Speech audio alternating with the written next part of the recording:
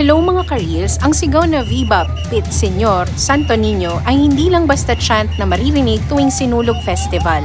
Ito ay isang buhay na pagpapahayag ng pananampalataya at kultura ng mga Pilipino. Ang ibig sabihin nito ay Hail, Lord, Holy Child o mabuhay ang Santo Niño.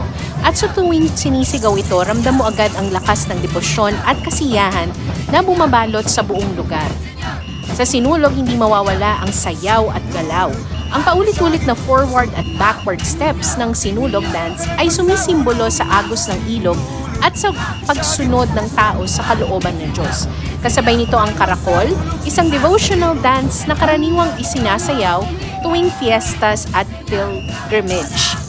Ang paikot-ikot na galaw ng karakol ay parang representasyon ng ating faith journey. Minsan mabagal, minsan masaya, minsan nakakapagod, pero laging patungo sa Santo Niño bilang sentro ng ating pananampalataya. Isa sa pinaka hindi ko makakalimutang bahagi ng karanasan ay ang moment na nabuhat ko ang Santo Niño.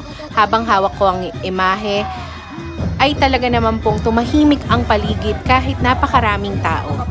Halo-halong emosyon ang aking naramdaman, tuwa, pasasalamat at pagpapakumbaba. Para sa akin, ang pagbubuhat sa Santo Niño ay hindi lang pisikal na kilos, pakiramdam ko ay inaalay ko rin ang aking mga dasal, pangarap at mga pinagdadaanan sa buhay. Isang powerful moment po at talaga namang tumatak sa puso ko. Ang sigaw na Viva Pit Señor ay sumasalamin sa sama-samang pananampalataya ng iba't ibang henerasyon. Naririnig ito mula ng mga debotong tumutupad ng panata sa mga mananayaw na nakasuot ng makulay na kasuotan o kaya naman ay pula, sa mga matatandang taon-taon nang dumadalo at kahit sa mga first-timers na ngayon pa lang nakakaunawa ng tunay na kahulugan ng selebrasyon.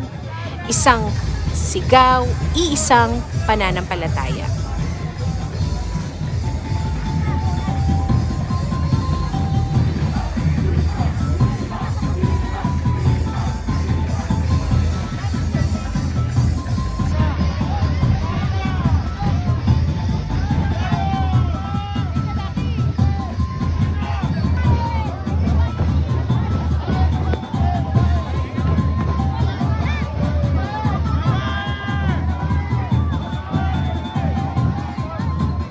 Sa huli, ang Viva Pit Señor Santo Niño ay hindi lang tungkol sa festival.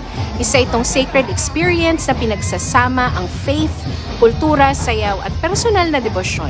Ang pagiging parte nito, lalo na sa pagkakataong mabuhat ang Santo Niño, ay isang napaka-espesyal at espiritual na karanasan na hindi ko malilimutan. Hanggang ngayon, dala-dala ko pa rin ang puso, ang sigaw na puno ng saya at pananampalataya.